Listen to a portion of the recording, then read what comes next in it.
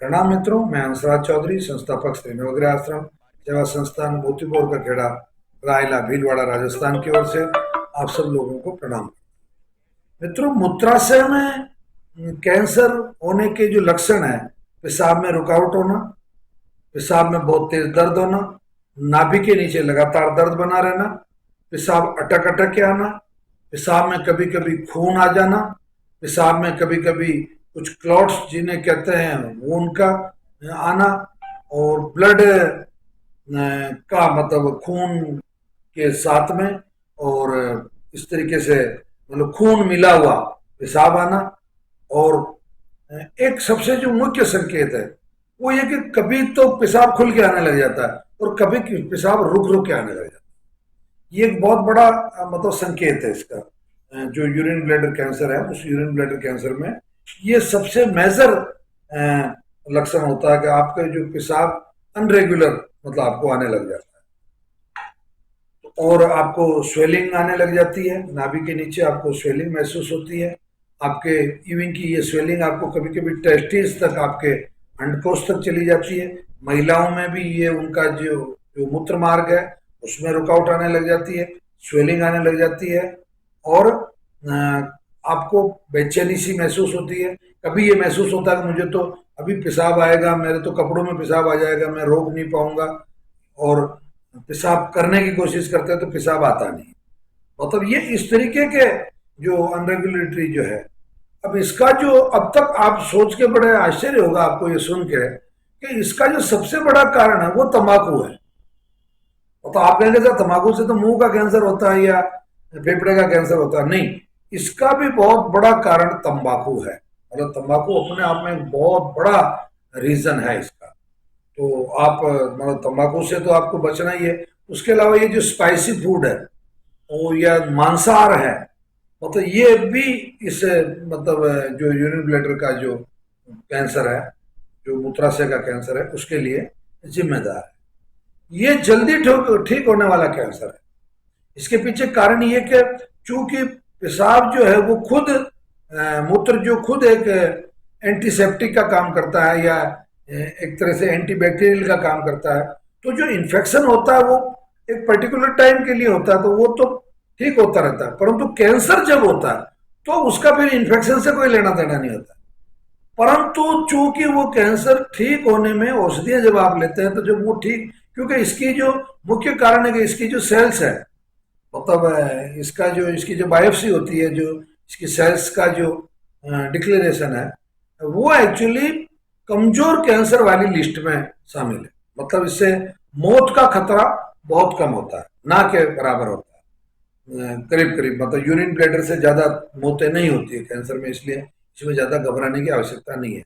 तो ये जो यूरिन ब्लैडर कैंसर है, इसको अगर आपको पता चल जाए कि भाई अब तो यार क्या करें, मूत्राशय में ये परेशानियां, ये मुझे तो हेमेटूरिया होने लग गया है, हेमेटूरिया मतलब पेशाब में रुकावट, और ये इस तरीके की परेशानियां मतलब मुझे होने लग गई है, तो फिर आपको मतलब इस तरफ ध्यान देने की बहुत ज्यादा आवश्यकता है, क्योंकि ये कई दूसरे कारणों से भी मिलता जुलता है।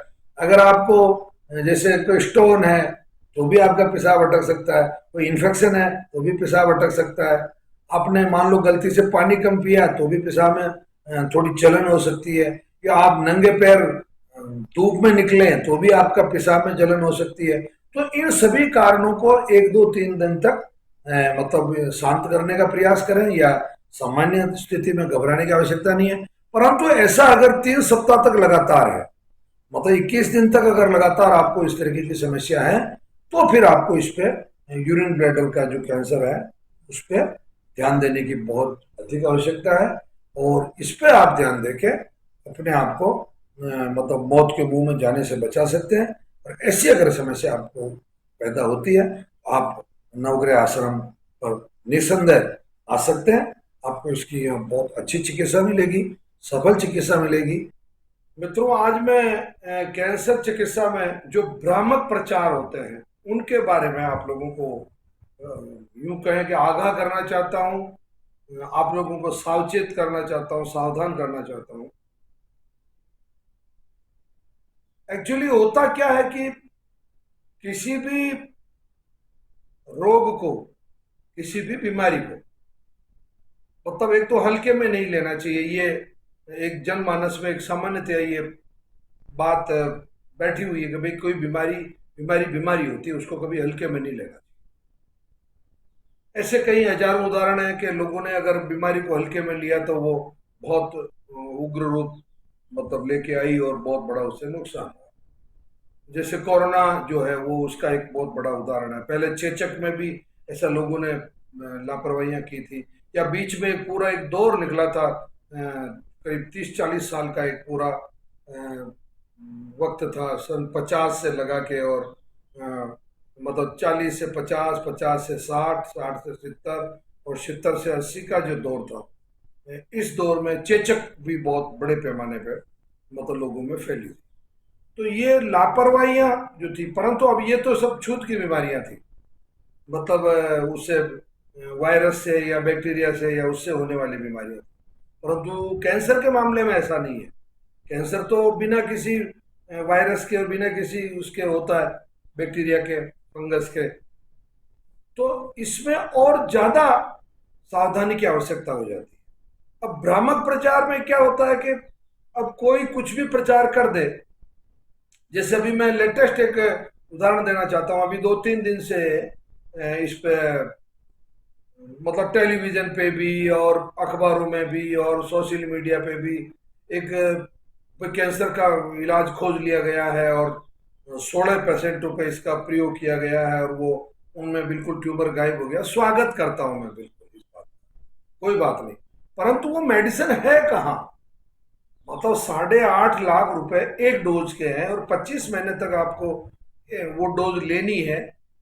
मोटा मोटी आप उसको 8.5 लाख मल्टीप्लाई 25 कर लीजिए। तो पहली बात तो ये कि इतना पैसा कितने लोगों के पास है कि जो ये मेडिसिन ले पाएंगे। खासतौर से जो गरीब लोग हैं, गरीब ऐसा नहीं कि भारत में ही रहते हैं, गरीब पूरी दुनिया में रहते हैं। अमेरिका में भी कहीं गरीब है, यूके में भी कहीं गरीब है और भारत में भी कहीं गरीब है।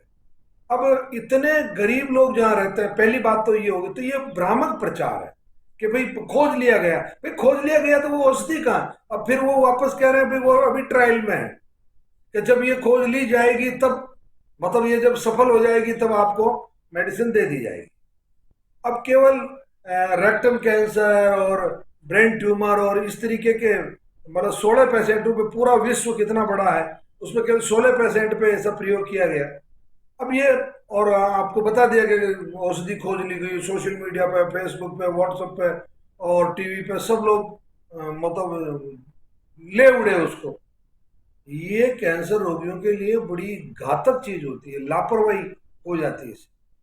हाँ, जिस दिन खोज ली जाएगी या जिस दिन मार्केट में उपलब्ध होगी और जो व्यक्ति 8.5 लाख रुपए प्रति माह खर्च कर पाएगा और 25 खुराक उसकी ले पाएगा 25 महीने तक, और एवरेज तो वैसे उसका 3, उसमें उस खबर में भी एक लोचा, वो 3 महीने 3 सप्ताह में एक डोज लेनी है और 25 साल तक ले, 25 महीने तक लेनी है। तो अब आप उससे वो हिसाब और कहीं जाके बैठता है। इसी प्रकार बहुत सारे लोग बाबा जी की चमत्कारिक जड़ी बूटी से कैंसर ठीक हुआ। उन्होंने, बाबा जी ने मान लो 1,000 लोगों को जड़ी बूटी दी होगी और उसमें से एक आदमी ठीक हो गया तो उसका ढिढोरा पीट रहा है। नहीं, ये नहीं होना चाहिए और कैंसर के मैटर में तो ये नहीं होना चाहिए। बताओ, आपके पास परिणाम है तो उन परिणामों को आप बिल्कुल खुले में यूट्यूब के माध्यम से या डॉक्यूमेंट्स के माध्यम से आपको जग जाहिर करना चाहिए, जैसे नवग्रह आश्रम करता है। मतलब ये इस तरीके से लोगों की भावनाओं के साथ खिलवाड़ नहीं होनी चाहिए, मेरा अभिप्राय ये है। तो मतलब ये जो खिलवाड़ है ये बहुत नुकसान करती है लोगों को। और इन खबरों को आदमी को इनका एनालिसिस करना चाहिए, इन खबरों का संज्ञान लेना चाहिए, इस पे अनुसंधान करना चाहिए कि ये जो खबर है इस खबर में मतलब सत्यता का, इस पेड़ के जड़ों की मिट्टी दे दो पेशेंट को, वो पेशेंट ठीक हो जाएगा। अरे यार, जड़ों की मिट्टी से अगर कोई ठीक होता होता तो ये अंधविश्वास की बात है।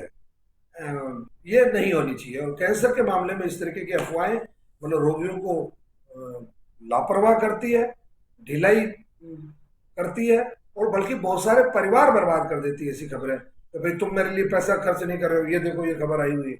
वो आदमी पैसा खर्चने को भी तैयार है, 8.5 लाख रुपए।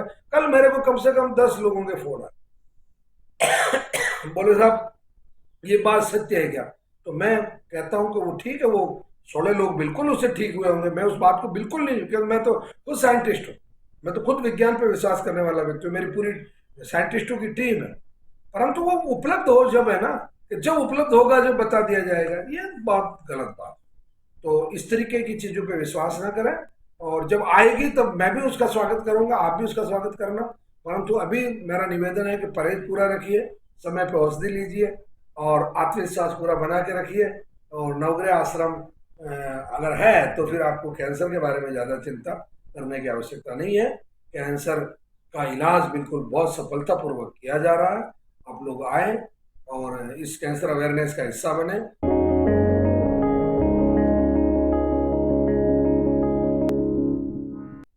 आपका पूरा शरीर 7 वर्ष में कंप्लीट आपकी फुल होल बॉडी चेंज हो जाती है। वही सिद्धांत कौन सा? रस, रक्त, मांस, मज्जा, जो आपका पूरा शरीर। आपकी डब्ल्यूबीसी को मरना ही है एक अपने पर्टिकुलर टाइम पे, आपके आरबीसी को पर्टिकुलर टाइम पे मरना ही है। तो ये कर लिया आपने। अब आपने क्या किया, इसको और जल्दी ठीक करने के लिए अब मैं कुछ 4 तरीके ऐसे बता रहा हूं कि जो आप कैंसर को और ज्यादा जल्दी तरीके से ठीक कर सकते हैं और बहुत पावरफुल तरीके से ठीक कर सकते हैं। नंबर 1, आप जितना अधिक ओज बढ़ाएंगे अपना, उतना जल्दी आपका कैंसर ठीक होगा। अब ओज कैसे बढ़ाओगे? ओज बढ़ाने के 2-3 अच्छे तरीके हैं। नंबर 1, बकरी का दूध। नंबर 2, शहद। आप जितना अधिक मात्रा में हनी का यूज करोगे, शहद का उपयोग करोगे, आपका कैंसर उतना ही जल्दी ठीक। कारण क्या?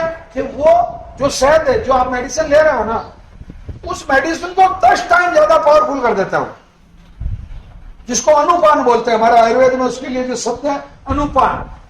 मतलब जैसे अपन 4 लोगों को साथ लेकर सगाई करने के लिए जाते हैं, तो वो 3 लोग ऐसा कहते हैं कि कैसा लड़का ठीक है, मतलब सगाई कर दें। तो हाँ देख लो, आप दूसरे को कहा सगाई कर देंगे? हाँ देखो आपकी मर्जी हो। तीसरे को कहा क्या सगाई कर देंगे? आप देख लो, करनी तो है ही है। चौथे को कहा कि सगाई, बोले साहब मेरी गारंटी है। क्या बात कर रहे हो आप? लड़की इसको नहीं दे रहे, लड़की मुझे दे। आपको कोई भी शिकायत आएगी जिसका जिम्मेदार अंसार है। तो मैंने अनुपान का काम किया। मतलब उन 3 लोगों ने अनुपान का काम नहीं किया, वो 7 तो आए थे। तो आप अगर जितना दूध पी रहे, उतना काम जो दूध नहीं कर रहा वो शहद कर रहा, जो दूध नहीं कर रहा वो गाय का घी कर रहा, जो दूसरी औषधि नहीं कर रही वो गोमूत्र कर रहा है, जो दूसरी चीजें नहीं कर रही वो मूंग कर रहा है। मूंग का जो छिलका है, छिलके वाला जो मूंग की दाल है या साबुत जो मूंग है, चाहे उसको आप अंकुरित करके खाएं, चाहे दाल के रूप में खाएं, चाहे उसको खिचड़ी के उसके रूप में खाएं, बहुत जल्दी कैंसर को ठीक करता है, क्योंकि एंटी कैंसर प्रॉपर्टी होती है। एक आपका कैंसर को ठीक करने के लिए ये जो होता है ना मुनक्का दाग, जो बीज वाला जो दाग होता है, हाँ जिसमें बीज वाली जो दाग होती है, वो आप जितनी अधिक मात्रा में खाएंगे आपका जल्दी, क्योंकि उसके बीज के अंदर मतलब एंटी कैंसर प्रॉपर्टी होती है। आप ब्रोकली जितनी अधिक खाएंगे उतना जल्दी आप ठीक होंगे। आप पत्ता गोभी जितनी अधिक खाएंगे उतना जल्दी आपका कैंसर ठीक होगा। आप सीताफल जितनी अधिक मात्रा में खाएंगे उतना जल्दी आपका कैंसर ठीक होगा। कल 2 पेशेंट ऐसे आए थे जो दोनों भाई हैं।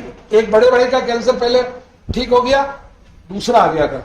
वो महाराष्ट्र में नासिक के वो है बोखले या सब फाड़ना। फिर कल एक पेशेंट का एक जोड़ा और आया जिसमें पति को भी कैंसर, पत्नी को भी कैंसर, ठीक हो सकता है। एक जोड़ा अभी 1 महीने पहले आया था जिसमें दोनों बहनें हैं, दोनों बहनों को कैंसर, ठीक। मैंने इन 3-4 केसेस में खूब अच्छे से स्टडी की, उनका भी आधा घंटा तक भेजा खा लिया, ठीक। जो कैंसर में इंडिया में जो आज की तारीख में आयुर्वेद में जो बहुत अच्छा जो काम कर रहा है, उन लोगों से भी मैंने फोन पे भी डिस्कशन किया। मैंने कहा सर इस तरह के कैसे जब आने लगे, तो उन्होंने कहा ये तो हम तो पहले से ही कह रहे थे बहुत खतरनाक संकेत है। WHO कह रहा है कि जो 2024 तक जितने केस हो जाने थे वो केस तो अपन ने 2021 में क्रॉस कर दिए, और अब जो 2028 तक जो होने थे वो 2023 एंड तक कर लेंगे। वो तो इतना तेजी से फैल रहा है। उसका जो एक जनरल कारण जो निकल के आया, वो कारण निकल के आया आपका ये 2.5 रुपए किलो वाला गेहूं, क्योंकि उसके अंदर सेल्फ वॉश रखी जाती है। और चूंकि गेहूं जो है या जो है या बाजरा है या मक्का है, कोई भी सीड है या कोई भी दाल है, वो जिंदा है। आप उसका जर्मिनेशन करते हो, उसको बोते हो जमीन में, तो वो जर्मिनेट होती है, मतलब उसमें 10% तो नमी है, और बाकी प्रोटीन है, कार्बोहाइड्रेट्स है, फैट्स है, मिनरल्स है, सब है। और प्लस उसके अंदर जो बाकी उसका कवर है, उसका एम्ब्रियो है, मतलब वो जो अंकुरण जहां से मतलब होगा, वो सब चीजें हैं उसमें, वो जीवित है। अब आप उसको पीस के खा रहे हो तो वो आटा हो गया, इसका मतलब उस गेहूं में सेल्यूलोज नहीं था क्या? अगर उस गेहूं को आप बोल देते तो वो उगता कि नहीं उगता, वो वापस फसल पैदा करता कि नहीं करता? ये बहुत बड़ा कारण है। लोग बाग इस गलतफहमी में है कि गेहूं मतलब मरा हुआ, मक्का मतलब मरी हुई, जो आपने गोडाउन में रखी वो मरी हुई नहीं, वो जिंदा है। और वो जो 10% उसके अंदर जो नमी है, उसने आपके सेल कोष को पी लिया, और वो सेल कोष पी लिया, इसीलिए उसमें वो गुण पैदा नहीं हो रहा है। वो गुण नहीं कर रहा हूं, गुण, इल्ली, वो इल्ली पैदा नहीं हो रही। किसकी वजह से? उस सेल कोष की वजह से। परंतु उसने आपको इल्ली बना दिया। तो ये मैं आप लोगों को सबको, आपको तो मैं खड़ा होकर हाथ जोड़ के कह दूं, आज के बाद में इन 4 चीजों की यहां से कसम लेकर चले जाओ। समुद्र का नमक बिल्कुल नहीं खाना, कैंसर का बहुत बड़ा रीजन। रिफाइंड ऑयल नहीं खाना है, कैंसर का बहुत बड़ा रीजन। ये 2.5 रुपए किलो वाला गेहूं और चावल नहीं खाना है, कैंसर का बहुत बड़ा रीजन है। और ये जो शक्कर है, जिसमें दुनिया भर का सल्फर और फास्फोरस काम में लिया जा रहा है, इसके अब इनका समाधान दे रहा हूं मैं आपको। गेहूं की जगह बाजरा खाना शुरू कर दो। कैंसर पेशेंट को नहीं कह रहा हूं, कैंसर पेशेंट को तो आपको या तो पौतान खाना, या अपना ये कुट्टू, रागी, सामा, ये अपने घर पे बना के खाओ, मतलब ये जिनके अंदर PD1 CTLA4 नहीं है। परंतु मैं जिनको कैंसर ना हो, मतलब जिनको आज की तारीख में नहीं है, परंतु मैं चाहता हूं कि कल भी ना हो, वो लोग या तो बाजरा खाना शुरू कर दो या ज्वार खाना। और बाजरे में भी प्राथमिकता दो बाजरी को। बाजरे में तो फिर भी अभी थोड़ा फर्टिलाइजर यूज करने लग गए लोग, बाजरी में नहीं करते। ठीक, ज्वार खाओ, वो जो मिलेट्स है वो, ये कुट्टू है, रागी है, समा है, ये खाना और खुद की जिंदगी से तो ज्यादा कीमती नहीं है ना चीजें। और अगर गेहूं ही खाना है तो फिर जौ खाओ, क्योंकि जौ के अंदर DAP और ये आपका सुपर फास्फेट और यूरिया ये बहुत कम यूज किया जा रहा है। एक आज के बाद में मैं फिर हाथ जोड़ रहा हूं, विमल, ये जितना भी 1 रुपए में जो केसर खरीद रहे हो ना आप, दाने दाने में केसर, ये दिमाग रहने दो, नहीं तो आपको दाने दाने में आपका जो 12 दिन का काम होगा उसमें केसर लानी पड़ेगी। इस नकली केसर की वजह से असली केसर खरीदनी पड़ेगी, फिर आपको 12 दिन का जो काम होगा, 12वां जो होगा आपका।